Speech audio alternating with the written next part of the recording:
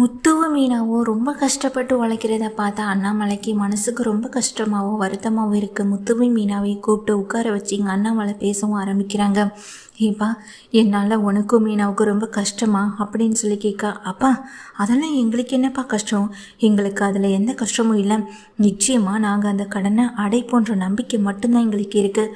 இப்போதைக்கு நாங்கள் இந்த சிந்தனைக்காக மட்டுமே தான்ப்பா ஓடிக்கிட்டு இருக்கோம். ஒரு நாள் நாம் நிச்சயமாக எல்லாரும் சந்தோஷமாக வாழுவோன்ற நம்பிக்கை எனக்கு இருக்குப்பான்னு அண்ணாமலை கிட்ட முத்து சொல்ல, உங்கள் நல்ல மனசுக்கு நீங்கள் 2 பேரும் ரொம்ப நல்லா இருக்கணும் அப்படின்னு அண்ணாமலை சொல்லிட்டு உள்ளே போயிடுறாங்க. முத்துவும் மீனாவும் கிளம்பி ரூம்குள்ளே போகிறவங்க. அப்போ ரொம்ப பாவம் மீனான்னு முத்து மீனா கிட்ட சொல்ல, மீனாவும் நானும் அதே தாங்க யோசித்தேன். சீக்கிரமாக மாமாவுக்காகவாது இந்த கடனை அடைச்சி அவரை இந்த பிரச்சனையிலேருந்து மீட்டு கொண்டு வரணுங்க. திரும்ப இதே மாதிரியான பிரச்சனை நம்ம வீட்டுக்குள்ளே இன்றைக்கி எப்போதும் வராதபடியும் பார்த்துக்கணும். உங்கள் அண்ணன் மேலேயும் உங்கள் அம்மா மேலேயும் எனக்கு துளி கூட நம்பிக்கை இல்லைன்னு மீனா சொல்ல, எனக்கும் தான் மீனா, என்னதான் மனோஜ் இந்த விஷயத்தில் கொஞ்சம் இப்போதைக்கு அமைதியாக இருந்ததாலும் அவன் திரும்பவும் பணத்தை கடன் வாங்குற விஷயத்துலேருந்து இப்படி ஏகப்பட்ட தவறுகளை பண்ணிக்கிட்டே தான் இருக்க போகிறான்னு சொல்ல, நான் ஒரு ஐடியா சொல்லட்டுமான்னு அங்கே மீனா கேட்குறாங்க. என்னங்கன்னு சொல்லி கேட்க, அங்கே அந்த ஷோரூமில் ஜீவான்னு ஒரு பொண்ணு வேலை பார்த்துட்ருக்கால அப்படின்னு சொல்ல, ஆமாம் மீனா, அந்த ஜீவா நானும் பார்த்துருக்கேன்னு அங்கே முத்து சொல்கிறாங்க. அப்போ உடனே மீனா சொல்கிறாங்க, அவங்கக்கிட்ட சொல்லி நம்ம மனோஜ் என்ன பண்ணுறாரு ஏது பண்ணுறான்னு கண்காணிக்க சொல்லுவோமா? அவங்க மூலமாக நமக்கு ஏதாவது ஒரு அப்டேட் இருந்துக்கிட்டே இருந்ததுன்னா நமக்கும் சேஃப்டி தானே.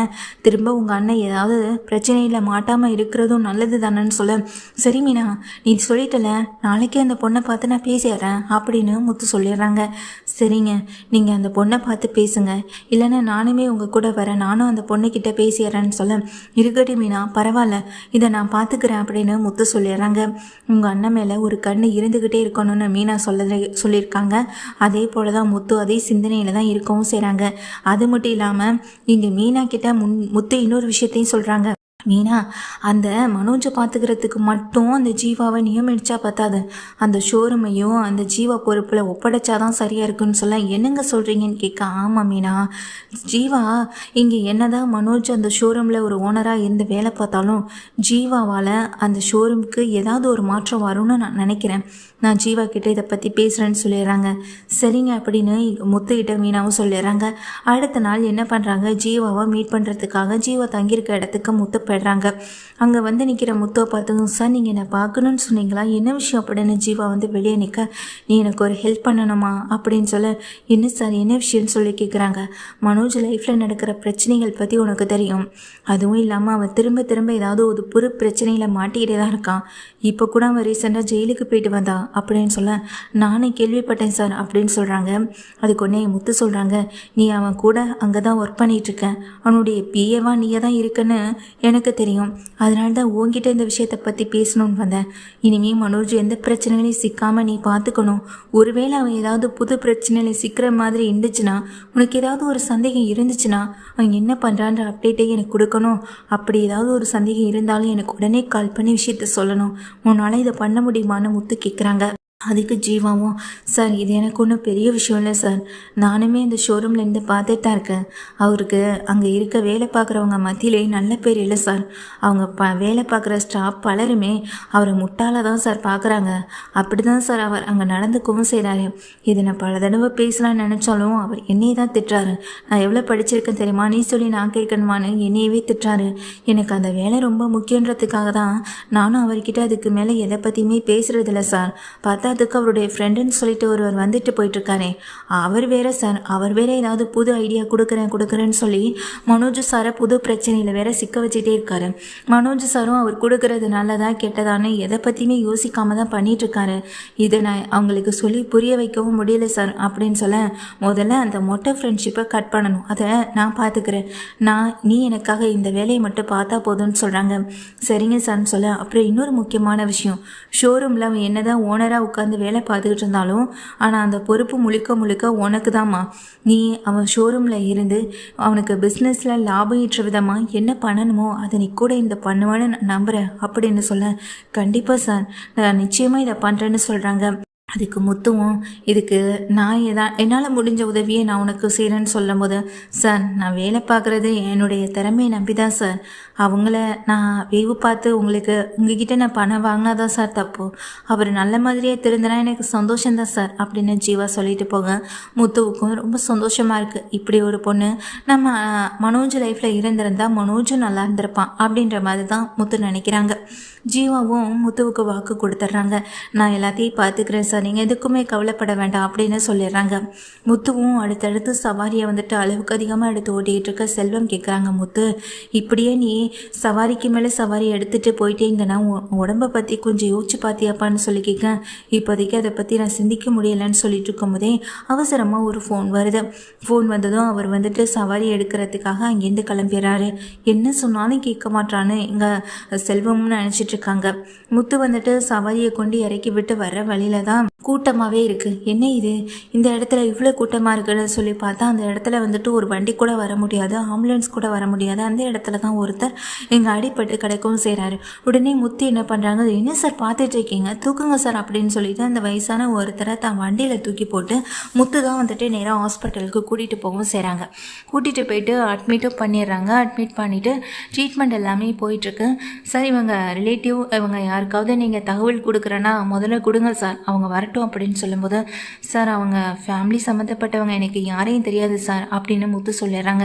சரிங்க சார், இங்கே அட்மிஷன் ஃபார்ம் ஃபில் பண்ணணும், அட்மிஷனுக்கான பணத்தை இங்கே போடணும், எல்லாமே இங்கே நிறைய ப்ராசஸ் இருக்குது சார் ஹாஸ்பிட்டலில் சொல்ல நான் பார்த்துக்கிறேன்னு முத்து வந்துட்டு அன்னைக்கான சம்பாதிச்ச பணத்தை எல்லாத்தையுமே அந்த ஒருவருக்காக செலவு பண்ணவும் செஞ்சிடறாங்க. ஆனால் செலவு பண்ண பிறகு முத்து கையில் ஒரு ரூபா கூட இல்லை. இதை நினச்சி முத்து வருத்தப்படுறாரோ இல்லையோ, ஆனால் அடிபட்டு கிடக்கிறவருக்கு இங்கே அதுலேருந்து மீண்டு வந்துட்டா போதும், அவர் உயிரோட பிழைச்சிட்டா போதும் அப்படின்னு தான் நினைக்கவும் செய்கிறாங்க. முத்து அன்னைக்கான சவாரி எல்லாத்தையும் செல்வத்துக்கிட்ட கொடுத்துட்டு இங்கே முத்து வந்துட்டு ஹாஸ்பிட்டலில் உட்காந்துருக்கவும் செய்கிறாங்க. செல்வம் வேற ஃபோன் பண்ணி என்னாச்சுடா முத்துன்னு கேட்கும்போது தான் முத்து விஷயத்த சொல்லவும் செய்கிறாங்க. சரிடா, அதுக்காக சவாரி நீ அப்படி அடிக்கடி ஓடிட்டுருக்கேன், இப்படி சவாரி இல்லாமல் நீ அங்கே போய் உட்காந்துருந்தா எப்படிடா முத்துன்னு சொல்லும்போது, இன்னைக்கு ஒரு நாள் நீ பார்த்துக்க செல்வம், நாளையிலேருந்து நான் சவாரியை எடுத்துக்கிறேன்னு சொல்லிட்டு முத்து வந்துட்டு சொல்லிடுறாங்க. அதனால சவாரியெல்லாம் செல்வம் தான் எடுக்கிறாங்க. முத்து வந்துட்டு ஹாஸ்பிட்டலில் இருக்கும்போது டாக்டர் வந்துட்டு அவர் கண் முழிச்சிட்டாரு, நீங்கள் போய் பார்க்கலான்னு சொல்லும்போது உள்ளே போகிறாங்க. சார் உங்களுக்கு இப்போ எப்படி இருக்குது, ஒன்றும் பிரச்சனை இல்லைங்கல்ல ஐயா அப்படின்னு சொல்லி கேட்க, இல்லைப்பா நீ யாருப்பா அப்படின்னு சொல்லும்போது, இல்லை வர வழியில் நீங்கள் அடிபட்டு கிடந்தீங்க, நான் தான் சார் உங்களை கொண்டு வந்து காப்பாற்றுறேன்னு சொல்லும்போது, ஆமாம் உங்கள் குடும்பம் ஃபேமிலி உங்கள் அட்ரஸ் சொன்னீங்கன்னா நான் அவங்களுக்கு தகவல் சொல்லிடுவேன், அவங்க வந்து உங்களை கூட்டிகிட்டு போவாங்கன்னு சொல்லும்போது, அப்படின்னா எனக்கு யாருமே இல்லைப்பா அப்படின்னு சொல்லிடுறாங்க. எனக்காக நீ இவ்வளோ தூரம் உதவி பண்ணதே பெரிய விஷயம், இதுக்கப்புறம் நான் பார்த்துக்கிறேன் அப்படின்னு சொல்லும்போது, உடனே தன் கையில் இருக்க பணத்தையெல்லாம் மீதி இருக்க பணம் கொஞ்சம் இருக்கிற பணத்தை வந்து எடுத்து கையில் ஒப்படைக்கிறாங்க. நீங்கள் எதை பற்றியும் கவலைப்படாதீங்க ஐயா, நாளைக்கு நான் உங்களை வந்து இதே ஹாஸ்பிட்டலில் பார்க்குறேன் அப்படின்னு சொல்லிட்டு செலவுக்கு இதை வச்சுக்கோங்க அப்படின்னு சொல்லிட்டு நர்ஸை பார்த்துட்டு இவங்களுக்கு என்ன தேவையோ அதை நீங்கள் வாங்கி கொடுத்து பார்த்துக்கோங்க, நாளைக்கு நான் வந்து பார்க்குறேன்னு முத்து சொல்லிட்டு அங்கேருந்து கிளம்பி போயிடுறாங்க. அப்புறம் பார்த்தா அன்னைக்கு வீட்டுக்கு போனதுக்கு பிறகு மீனா கிட்ட நடந்த விஷயத்த சொல்லும்போது, மீனா இதை கேட்டதும் என்னங்க சொல்கிறீங்க, இப்போ அவர் எப்படி இருக்காரு, அவருக்கு ஒன்றும் பிரச்சனை இல்லைன்னு மீனா கேட்க, இல்லை மீனா அவருக்கு இப்போ எந்த பிரச்சனையும் இல்லை, நல்லா இருக்காரு, நல்லா ஆயிட்டாரு. அதுக்கு பிறகு தான் எனக்கே இங்கே மனசுக்கே நிம்மதியாக இருந்துச்சு. பாவம் இந்த வயசான காலத்தில் அவரை கூட இருந்து கூட பார்த்துக்காம யாருமே இல்லாமல் இப்படி ரோட்டில் அடிபட்டு கிடக்கிறத பார்க்கும்போது எனக்கு அவ்வளோ வருத்தமாக இருந்தது. நம்மளால் முடிஞ்ச அவரை கூட்டிகிட்டு வந்து பார்த்துக்கலாம், ஆனால் இந்த வீட்டில் தான் அவரை கூட்டிகிட்டு வந்து வச்சுக்க முடியாதே. ஏற்கனவே ஒரு வயசான பாட்டிக்கும் அந்த தாத்தாவுக்கும் உதவி செய்ய போய் இந்த வீட்டில் அம்மா கிட்ட நம்ம திட்டு வாங்கினதெல்லாம் தெரியும். ஆனால் அதுக்காக அம்மா திட்டுறாங்கன்னு நம்மளால் உதவி செய்யாமலும் இருக்க முடியாது. நாளைக்கு அவரை நல்ல ஹோமில் கொண்டுட்டு நான் சேர்க்கலான்னு இருக்க மீனா அப்படின்னு சொல்லும்போது, சரிங்க நீங்கள் நல்லதான் பண்ணியிருக்கீங்க, நானும் உங்கள் கூட வரட்டுமா, அவரை பார்க்கணும் போல இருக்குன்னு சொல்ல, இல்லை மீனா ஏற்கனவே கொஞ்சம் செலவு அதிகமாகிடுச்சு, நீயும் உன்னுடைய பிஸ்னஸை விட்டுட்டு இதுக்காக ஓடி வர வேணாம், நான் என்ன எதுன்னு நான் பார்த்துக்கிறேன் வேணான்னு சொல்ல, சரிங்க நீங்கள் அதையும் நினச்சி கவலைப்பட்டுட்டு இருக்க வேண்டாம், நாம் ஒரு உயிரை காப்பாற்றுறதுக்கு தானே பணத்தை செலவு பண்ணோன்னு சொல்ல, ஆமாம் மீனா நான் அதை பற்றியெல்லாம் நினச்சி கவலைப்படலை, அவருக்கு சரியாயிடுச்சுன்னா போதும்னு நினச்சிட்ருக்கேன் அப்படின்னு மீனா கிட்ட முத்துவும் சொல்கிறாங்க. முத்துவும் மீனாவும் பேசிக்கிட்டு இருக்க இந்த விஷயத்தை கேட்ட எங்கள் அண்ணாமலைக்கு சந்தோஷமாக இருக்குது. யார் கைவிட்டாலும் தான் மகனும் மருமகளும் தன்னை கைவிட மாட்டாங்கன்ற ஒரு நம்பிக்கையோட கொஞ்சம் கண் கலங்கியபடி சிரித்த மாதிரி உள்ளே போகிறாங்க எங்கள் அண்ணாமலையும் ரூம்குள்ளே. விஜயா உட்காந்துருக்கும் போது உள்ளே போகிற அண்ணாமலை அமைதியாக உட்காந்துருக்க, என்னாச்சுங்க ஏங்க கண்ணெல்லாம் கண்ணெல்லாம் கலங்கி போயிருக்கன்னு விஜய் அண்ணாமலையை பார்த்து கேட்க, உனக்கு இன்னைக்கு இல்லை என்றைக்குமே முத்துவோடைய அருமையும் மீனாவுடைய அருமையும் புரிய போகிறதில்ல. இன்னும் வயசான காலத்தில் எழுந்து கூட நடக்க முடியாத ஒரு சூழ்நிலையில் அப்போ தான் நீ மீனாவை புரிஞ்சுப்ப. அப்போ புரிஞ்சுக்கிட்டு என்ன ஆக போகுது, இத்தனை நாள் நீ கஷ்டப்படுத்துறதெல்லாம் அன்னைக்கு ஒரு நாளில் எல்லாம் சரியாயிடுமா? இல்லை நீ அந்த ஒரு நாள் நீ திருந்துறதுனால இத்தனை நாள் பட்ட வழிகள் எல்லாமே இல்லாமல் போயிடுமா? எல்லாமே நாம் நல்லா இருக்கும்போது நம்மளை திருத்திக்கிட்டால் தான் மட்டும் உண்டு விஜயா. இன்னைக்கு முத்துவும் மீனாவும் என்ன பேசிக்கிட்டு இருந்தாங்க தெரியுமான்னு இங்கே சொல்லும்போது அதை கேட்ட விஜய் அதிர்ச்சியோட பார்க்குறாங்க. யாரோ ஒருத்தர் தெரியாத வயசானவர், அவருக்கு எங்கள் முத்து உதவி செஞ்சுட்டு வந்திருக்கான். ஆனால் தான் பணம் போனாலும் பரவாயில்லன்னு சொல்லிட்டு இந்த உதவியை செஞ்சுட்டு வந்திருக்கான் முத்து. ஆனால் இந்த வீட்டில் நீ இருந்தாலும் அவனை பற்றி புரிஞ்சுக்கிறது ரொம்ப கம்மி தானே. இன்னைக்கு மனோஜுடைய கடன் அடைக்கணும்னு முத்து எடுத்துக்கிட்டது எல்லாமே நீ எதுக்காக நினைக்கிறேன்னு சொல்ல, எல்லாம் எதுக்காக? எல்லா சொத்தையும் நீங்கள் அந்த முத்துவுக்கும் ரவிக்கும் எழுதி கொடுக்குறேன்னு சொன்னதுக்காக தான் இருக்கும் அப்படின்னு சொல்ல, இப்போன்னு இல்லை விஜயா, எப்போதுமே நான் கேட்குற கேள்விக்கான பதில் உங்ககிட்டேருந்து நிரந்தரமாக அது வரப்போகிறதும் இல்லை. எப்போதுமே முத்து மீனாவை தவறாக பேசுகிற அந்த வார்த்தைகள் மட்டும்தான் உங்ககிட்டேருந்து வரவும் போகுது. எதையுமே உங்ககிட்ட எதிர்பார்க்கறது தவறு தான் அப்படின்னு சொல்லிட்டு இங்கே திரும்பி படுக்கவும் செஞ்சிடறாங்க. விஜயா யோசனை பண்ணியபடியே உட்காந்துருக்கவும் செய்கிறாங்க. அடுத்த நாள் மீனாவும் அவசரமாக பூவெல்லாம் கட்டி எடுத்துக்கிட்டு வண்டியில் எடுத்துக்கிட்டு வேகமாக போக, முத்து விடியறதுக்கு முன்னாடி சவாரிக்கு கிளம்பி போயிடுறாங்க. வெளியே கிளம்பி வந்த விஜயா வீட்டில் யாருமே இல்லாத பார்த்து எங்கே இந்த மீனா அப்படின்னு தேட செய்யும் போதான் அண்ணாமலை காஃபி குடிச்சிட்டு இருக்க. என்னங்க உங்களுக்கு மட்டும் காஃபின்ற மாதிரி பார்க்குறாங்க. ஆனால் அண்ணாமலை விஜயா கிட்ட பேசக்கூட பிடிக்கல. உள்ளே போயிட்டு விஜயாவே அந்த ஃப்ளாஸ்கில் எடுத்து டீ எடுத்து ஊற்றிக்கிட்டு வெளியே வந்து உட்காடுறாங்க. இந்த மீனா விடியறதுக்கு முன்னாடியே கிளம்பி போயிட்டா, அப்படி எங்கே தான் போகிறான் அவ? நீங்கள் ஏன் என்னன்னு கூட ஒரு கேள்வி கேட்க மாட்டீங்களான்னு சொல்லிட்டு அண்ணாமலையை பார்த்து விஜயா திட்ட. அதுக்கு அண்ணாமலை ஒரே வார்த்தை தான், அப்போது மீனாவுக்கு பதிலாக உன் பையனுடைய கடன் அடைக்க நீ வேலைக்கு போறியா அப்படின்னு சொல்லி ஒரு வார்த்தை கேட்டதுமே விஜயா வந்துட்டு அமைதி ஆயிடுறாங்க. விஜய் அமைதியாக உட்காந்துருக்க. அண்ணாமலை உள்ளே கிளம்பி போயிடுறாங்க. வீட்டுக்குள்ளே வர எங்கள் மனோஜ் வந்துட்டு, என்னாச்சுரா மனோஜ் அப்படின்னு சொல்ல, ஒன்றும் இல்லைம்மா, அங்கே ஷோரூம்லேயே இருக்குது, எனக்கு ரொம்ப போர் அடிச்சுது, அதனால தாம்மா வந்தேன் அப்படின்னு சொல்ல. ஏன்டா என்னாச்சுன்னு அங்கே விஜய் கேட்க, இல்லைம்மா ஜெயிலுக்கு போயிட்டு வந்ததுலேருந்து பார்க்குற பார்வையெல்லாம் கொஞ்சம் மனசுக்கு கஷ்டமாக இருக்குமா, அதான் வந்துட்டேன்னு சொல்லும்போது அண்ணாமலை பயங்கர கோபத்தோட வெளியே வராங்க. என்னடா நினச்சிட்டு இருக்கோம் மனசில், உனக்காக இங்கே காலையிலையும் விடியறதுக்கு முன்னாடி கிளம்பி 2 பேரும் வேலைக்கு போகிறாங்க. ஆனால் கொஞ்சம் கூட மனசாட்சி இல்லாமல் இப்படி வந்து இங்கே உட்காந்துட்டு இருக்கேன், உனக்கு கொஞ்சம் கூட வெக்கமே இல்லையாடான்னு அண்ணாமலை வந்து கேட்க. அதுக்கு ஸ்ருதியும் ரவியுமே திட்ட தான் செய்கிறாங்க. அங்கிள் நீங்கள் என்ன சொன்னாலும் மனோஜுக்கு புரிய போகிறதில்ல. இப்போவும் ஆண்டி பேச்சை கேட்டு வீணாக தான் போயிட்டுருக்காரு. ஆண்டி நீங்களாவது சொல்லக்கூடாதான், கடுமையாக உழைச்சி கஷ்டப்பட்டாதான் நம்மளால் நினச்ச இடத்த நோக்கி போக முடியும்.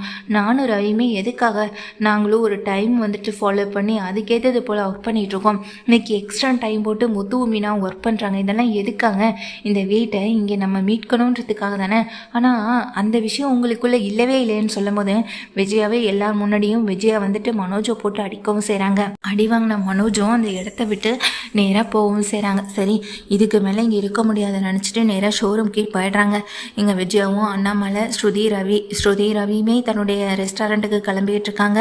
அண்ணாமலை விஜயாவும் வீட்டில் இருக்காங்க. முத்து வேற அவசரமான சவாரிகள் எல்லாத்தையுமே பார்த்துட்டு இருக்க பட்சத்தில் அவர் ஒரு பக்கம் ஹாஸ்பிட்டல் அவரை பார்க்குறதுக்காக போகிறாங்க. அங்கே போய் பார்த்தா அவர் இல்லவே இல்லை. எங்கே என்னாச்சு சார், நேற்று ஒருத்தவங்களை அட்மிட் பண்ணியிருந்தா அவர் இங்கே இல்லையே, எங்கே அவருன்னு சொல்லி கேட்க, அவர் நேற்று ஈவினிங்கே டிஸ்சார்ஜ் ஆகி போயிட்டார்ப்பா அப்படின்னு சொல்லிடுறாங்க. அவருக்கு உடம்புக்கு ஒன்றும் இல்லையே, நல்லா இருக்கார்லன்னு சொல்லும்போது அவர் நல்லா இருக்கார்ப்பா, ஒன்றும் பிரச்சனை இல்லை அப்படின்னு சொன்னதுக்கு பிறகு தான் முத்துவுக்கு வந்துட்டு நிம்மதியாகவே இருக்குது. அதுக்கப்புறமா அதே ஹாஸ்பிட்டல்லேருந்து சவாரி எடுத்துக்கிட்டு அவர் வேகமாக அங்கேருந்து போகவும் செய்கிறாரு. மீனா இந்த விஷயத்தை வந்துட்டு மீனா கிட்ட சொல்ல, அப்படியாங்க சரி பரவாயில்லைங்க அப்படின்னு மீனாவும் சொல்லிட்டு இருக்காங்க. இப்படியே வந்துட்டு மீனாவும் முத்துவும் அடுத்தடுத்த கஷ்டங்களை நோக்கியும் அந்த கஷ்டங்கள் மூலமாக வர பிரச்சனைகளை வந்துட்டு தாங்கிக்கிட்டும் அது மூலமாக வர வருமானத்தை ஏற்றுக்கிட்டும் தான் வாழ்க்கையில் இந்த கடனை முக்கியமாக அடைக்கணுன்ற ஒரு நோக்கத்தோடு ஓடிட்டே தான் இருக்காங்க. விஜயாவுக்கு தான் வீடை தனக்கு மீண்டு வந்துடணும்னு ஒரு பக்கம் எங்கள் கடவுள் முன்னாடி உட்காந்து வேண்டதை தவிர்த்து வேறு வழியே இல்லாத மாதிரி அவங்க ஒரு பக்கம் இருந்துகிட்டு இருக்க. இன்னொரு பக்கம் மனோஜ் ஷோரூமு வீடுன்னு இப்படி அழிஞ்சிட்டு இருக்காங்க. இது எல்லாம் போயிட்டு இருக்க பட்சத்தில் சிந்தாமணியோடைய ஆட்கள் சிந்தாமணி கிட்ட போய் சொல்கிறாங்க, அக்கா நாம் நினச்சதை விட அந்த முத்துவும் மீனாவும் இப்படி பல பிரச்சனைகளை தாண்டி ஓடிட்டே இருக்காங்க, உழைச்சிட்டே இருக்காங்க. நினச்ச மாதிரி அவங்க மொத்த பணத்தையும் கொண்டு வந்து அந்த ஃபினான்சியர் கிட்ட கொடுத்துருவாங்களா என்ன அப்படின்னு சொல்லி கேட்க, டேய் எப்படியாச்சும் ஒரு தடவை இந்த முத்துவும் மீனாவும் நம்ம கிட்ட சிக்காமல் போகிறதில்ல. முத்து ஒரு விஷயத்தில் அவன் ரொம்ப அடிக்ட் ஆனவன்னு உனக்கே தெரியும்ல. அவனை எப்படியாவது குடிக்க வச்சுட்டிங்கனாலே போதும். அவனை குடிக்க வச்சுட்டா மட்டும் போதும். அதுக்கப்புறமா அவன் சவாரிக்கே இங்கே போக முடியாத அளவுக்கு நான் ஏதாவது பண்ணி விட்டுறேன்னு சொல்கிறாங்க. சரிக்கா அதை நான் பார்த்துக்கிறேன்னு ஒரு ஆள் சொல்ல, இன்னொருத்தவங்க கிட்ட இங்கே சிந்தாமணி சொல்கிறாங்க, அந்த மீனோடைய கையெழுத்தை பற்றி நான் கேட்டேன்ல, அந்த மீனோடைய கையெழுத்து எனக்கு கிடைச்சா போதும். அவளுடைய சைனை மாற்றி நான் என்ன பண்ணணுமோ அதெல்லாம் நான் பண்ணிக்கிறேன். புதுசாக மலர் கண்காட்சிக்கு ஏற்பாடு பண்ணால அது இல்லாமலே ஆகிறதுக்கு என்னால் என்ன செய்ய முடியுமோ அதை நான் பண்ணணும்னா அதுக்கு அவள் கையெழுத்து வேணும். அதை உன் பொறுப்பில் விடுறேன்னு இன்னொரு ஆளை ஏற்பாடு பண்ணி விட்டுறாங்க இந்த சிந்தாமணி. சிந்தாமணி சொன்னது போல் 2 பேருமே வந்துட்டு ஏதாவது ஒரு வகையில் முயற்சி பண்ணுறாங்க. ஆனால் முத்துக்கு என்னதான் எவ்வளோ ஆசைகள் இருந்தாலும் அதை கட்டுப்படுத்தி ஓடுறதுக்கு காரணமே இங்கே அந்த கடனை அடைக்கணும், அப்பாவை வந்துட்டு தலை நிமிர வைக்கணும் அப்படின்ற ஒரு நோக்கத்துக்காக மட்டும்தான். இப்படி ஏகப்பட்ட பிரச்சனைகள் முத்துவுக்கும் மீனாவுக்கும் சிந்தாமணி ஏதாவது ஒரு வகையில் கொடுத்துட்டே தான் இருக்காங்க. மீனா இங்கே மனோஜ் மாதிரி எந்த இடத்துலையும் முட்டாள்தனமாக இருந்துடக்கூடாதுன்றதை மைண்டில் வச்சுக்கிட்டு யார் எந்த கையெழுத்து கேட்டாலும் அது ப்ராப்பராக உண்மையாக இப்படி எல்லாத்தையும் தெரிஞ்சுக்கிட்ட பிறகுதான் சைன் பண்ணணுன்ற ஒரு முடிவில் இருக்காங்க. முத்து இங்கே யார் இங்கே ஒரு காஃபி டீ இதெல்லாம் குடிக்கிறதுக்கே செலவாகும்னு நினைக்கிறவங்க நிச்சயமாக தண்ணி அடிக்க கூட மாட்டாங்க. இது மீனாவுக்கு தெரிஞ்ச விஷயந்தான். இப்படி எல்லாத்தையுமே மீறி இவங்க 2 பேரும் உழைச்சிட்டே இருக்காங்களேன்ற ஒரு பயமும் பதட்டமும் சிந்தாமணிக்குள்ளே வரவும் செய்த சிந்தாமணி அந்த ஃபினான்சியர் கிட்ட சொல்கிறாங்க, அந்த முத்துவுக்கு மீனாவுக்கு பிரச்சனையை கொடுக்க ஏற்பாடு பண்ணேன். ஆனால் அதுலேயும் என்னால் ஜெயிக்க முடியலை. மனோஜ் மூலமாக பிரச்சனையை கொடுக்கணும்னு நினச்சேன். ஆனால் அந்த மீனா என்னையவே மிரட்டி இருக்க வச்சுட்டான். அதனால் இந்த தடவை இதை விட்டுறக்கூடாது. அந்த முத்து மீனா உங்ககிட்ட பணம் கொண்டு வந்து கொடுக்கக்கூடாது. பத்திரத்தை நீங்கள் அவள் கையில் ஒப்படைக்கவே கூடாது. அதுக்கு என்ன வழியோ அதை நீங்கள் செஞ்சுதான் ஆகணும் அப்படின்னு சிந்தாமணி வந்துட்டு சொல்லவும் செஞ்சிடறாங்க. இதனால் ஃபினான்சியர் என்ன பண்ணுறாங்க, கொஞ்ச நாள்லேயே அவங்க வீட்டுக்கு போகிறாங்க. சார் எனக்கு அவசரமாக பணம் தேவைப்படுது சார். 3 மாதம் டைம் கொடுத்தேன் சார். என்னால் அவ்வளோ டைம்லாம் உங்களுக்கு கொடுத்துருக்கக்கூடாதுன்னு எனக்கு தோணுது. 10 லட்சம் பணத்தை கொடுத்துட்டீங்க. மீதி பணம் எனக்கு உடனே வந்து சேரணும் சார். ஒன்று நீங்கள் எங்களுக்கு பணத்தை கொடுங்க, இல்லையா இந்த வீட்டை நான் வந்துட்டு ஏலத்துக்கு விடுறது தான் எனக்கு இருக்க ஒரே வழி அப்படின்னு சொல்ல, ஏன்னா அன்னைக்கு ஒன்று பேசுனீங்க இன்னைக்கு ஒன்று பேசுகிறீங்களேன்னு அங்கே வந்து ஸ்ருதியும் கேட்குறாங்க. நான் அன்னைக்கு பேசினதாமா இன்றைக்கும் பேசுகிறேன். 1 மாதம் தான் டைம் கொடுத்தேன். நீங்கள் 3 மாதம் கேட்டதுனால மட்டும்தான் நான் 3 மாதம் டைம் கொடுத்தேன். ஆனால் எனக்கு இப்போ அவசரமாக பணம் தேவைப்படுது. 1 மாதத்துக்கு மேலே ஆயிடுச்சு. இந்த 2 மாதம் தான் இருக்குது. இந்த 1 மாதத்துக்குள்ளே எனக்கு பணம் உடனே வந்து ஆகணும் அப்படின்னு சொல்லும்போது இதை கேட்ட வீட்டில் இருக்க அத்தனை பேரும் அதிர்ந்து போய் தான் இருக்காங்க. முத்துவுக்கும் மீனாவுக்கும் அடுத்து என்ன பண்ண போகிறோன்னு தெரியாத ஒரு வழி மட்டுமே தான் ஓடிட்டு இருக்கவும் செய்தேன்.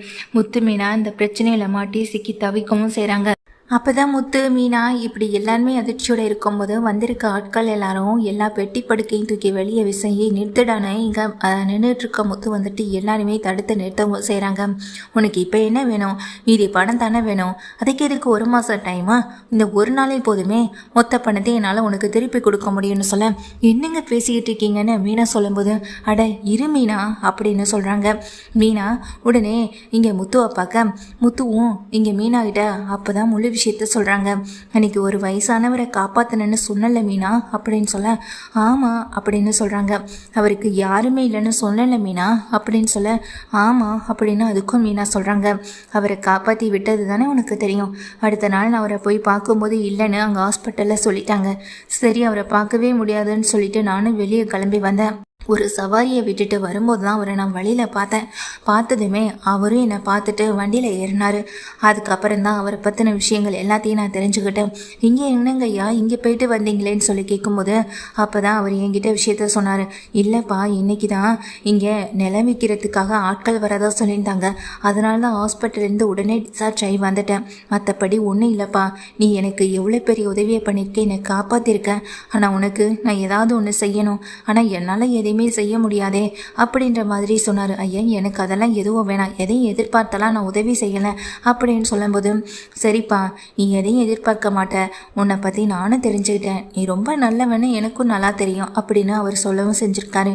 அதுக்கு முத்துவும் இங்கே வண்டியை நிறுத்திட்டு உங்களுக்கு என்ன உதவி வேணும் அப்படின்னு சொல்லி கேட்க, இங்கே என்னோட ஒரு நிலம் ஒன்று இருக்குது, எனக்கு வாரிசுன்னு சொல்லிக்க யாரும் இல்லை, என்னுடைய சொத்தை அனுபவிக்கிறதுக்கு யாரும் இல்லை, அந்த நிலத்தை விற்று அனாத ஆசிரமத்துக்கும் கஷ்டப்படுறவங்களுக்கும் கொடுக்கலான்னு தான் நினச்சேன். ஆனால் அந்த நிலத்தை இப்போதைக்கு என்னால் விற்க முடியல, நீ மட்டும் அந்த நிலத்தை அதிக ரேட்டுக்கு எனக்கு விற்று கொடுத்துட்டேன்னா அந்த நிலத்தில் வர பாதி அமௌண்ட்டை நான் உனக்கு தரேன்னு சொன்னார். ஆனால் எனக்கு அதெல்லாம் எதுவுமே வேண்டான்னு தான் சொன்ன மீனா. ஆனால் அவர் தான் அதை கேட்கவே இல்லை.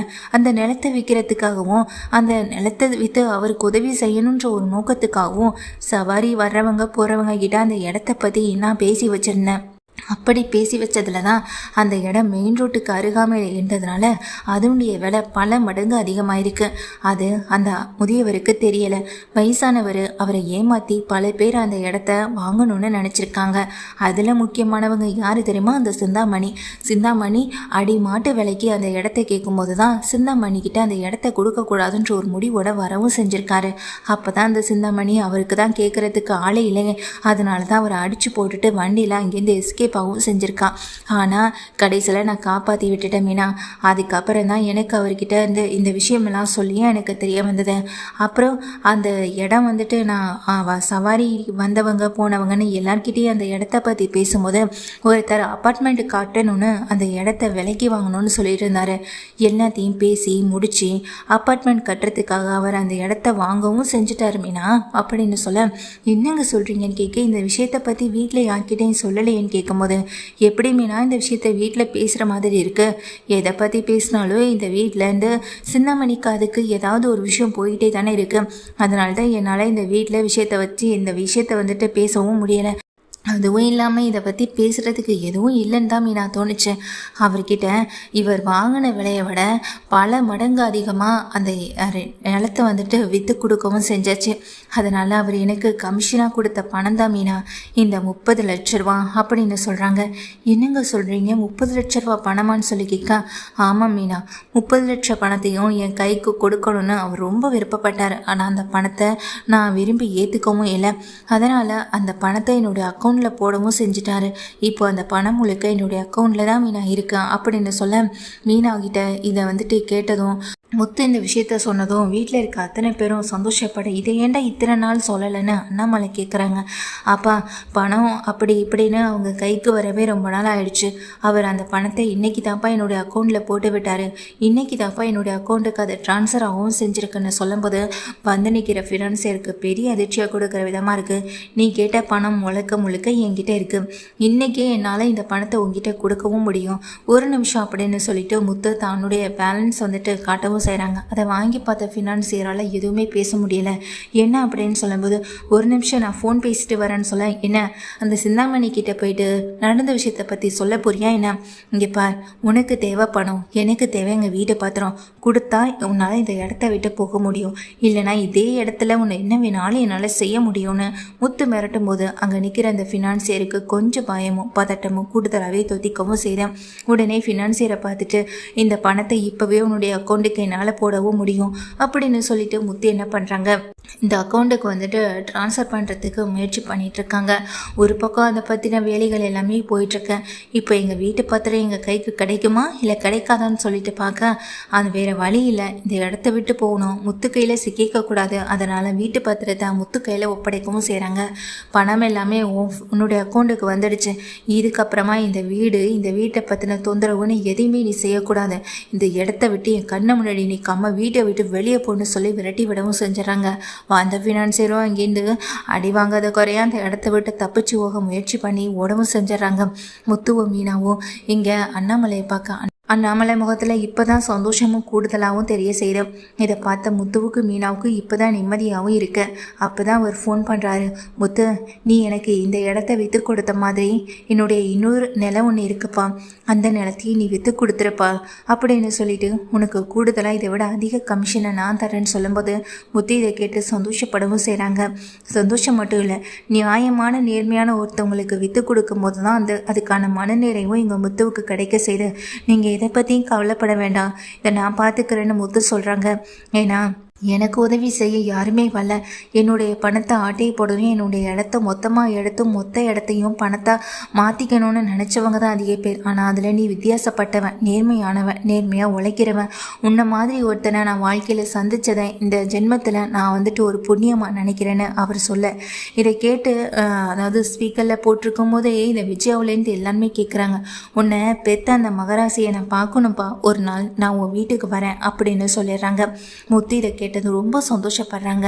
முத்து அடுத்த நாள் என்ன பண்ணுறாங்க, சவாரிக்கு போகும்போது அவரை மீட் பண்ணவும் செய்கிறாங்க. அதாவது தன்னுடைய நிலம் எங்கே இருக்குது அதை பற்றின டீட்டெயில்ஸை பேசணுன்றதுக்காக பேசிட்டு வரும்போது, இந்த நிலம் இங்கே இருக்குப்பா, இந்த நிலத்தை நீ எனக்காக விற்று கொடுத்துட்டா போதும் அப்படின்னு சொல்ல, சரிங்க சார், நீங்கள் எதை பற்றியும் கவலைப்பட வேண்டாம், இது உங்களுக்காக மட்டும்தான் நான் செய்கிறேன்.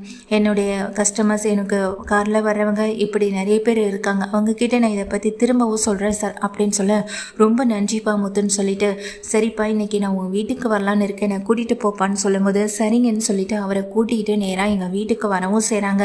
வீட்டுக்கு வந்தால் இங்கே வீட்டில் எல்லாருமே இருக்காங்க. அண்ணாமலை, விஜயா இப்படி எல்லாருமே இருக்காங்க. அண்ணாமலை ஹாலில் இருக்க, விஜயா ரூமில் இருக்க, மீனா வந்துட்டு சமையல் பண்ணிகிட்டு இருக்காங்க.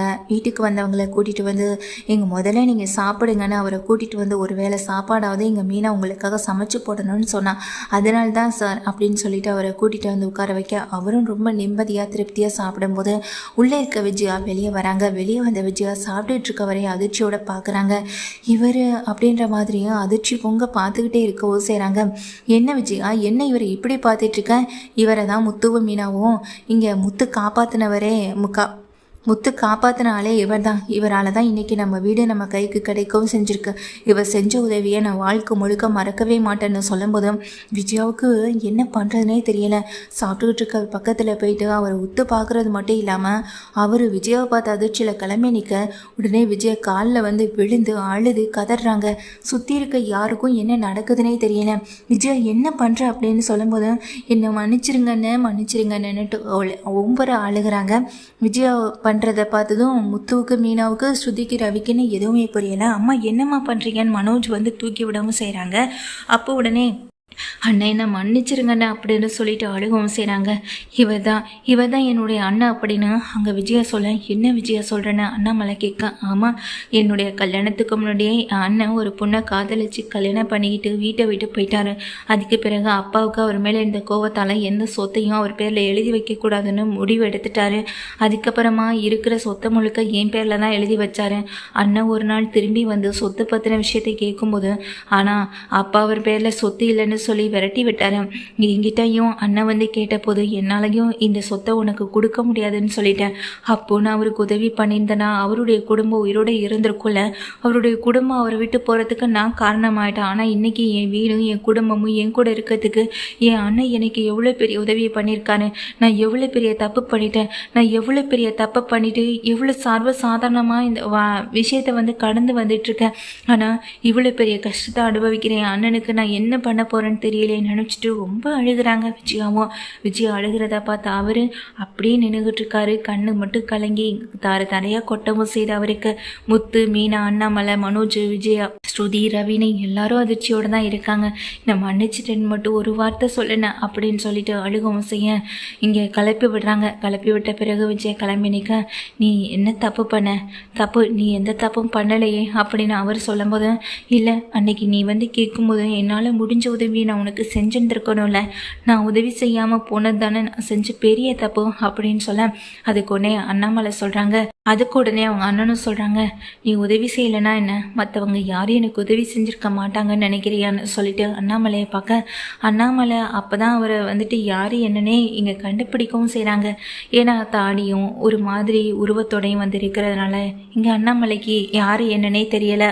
அண்ணாமலைக்கு அவர் யாருன்னே தெரியலை. ஏன்னா அண்ணாமலை நேரடியாக இந்த உதவியை அவருக்கு செஞ்சுருக்க மாட்டார். அவருடைய ஃப்ரெண்டு மூலமாக தான் அண்ணாமலை அவருக்கு உதவியும் செஞ்சுருப்பார். என்னதான் உதவி செஞ்சிருந்தாலும் அவருடைய குடும்பத்தை அந்த இடத்துல காப்பாற்ற முடியாமல் தான் போயிருக்கும். நடந்த ஆக்சிடெண்ட்டில் அவங்க ஃபேமிலி மொத்த பேருமே இறந்து போயிருப்பாங்க. ஆக்சிடெண்ட்டில் ஆனதுக்கு பிறகு செலவுக்காக தான் பணத்தை கேட்டு இங்கே வந்திருப்பார். ஆனால் விஜயா வந்துட்டு அதை எதையுமே இங்கே எடுத்துக்காமல் உதவி செஞ்சுருக்க மாட்டாங்க. ஆனால் தெரிஞ்சதுக்கு பிறகு, அண்ணாமலைக்கு தெரிஞ்ச பிறகு உதவி செய்யணும்னு முயற்சி பண்ணி பணத்தையும் கொடுத்துருப்பாரு. ஆனால் அந்த பணம் வந்துட்டு அவங்க ஃப்ரெண்டு மூலமாக போய் சேர்ந்துருந்தாலும் அவங்க குடும்பத்தை காப்பாற்ற முடியாமல் போயிடுச்சு.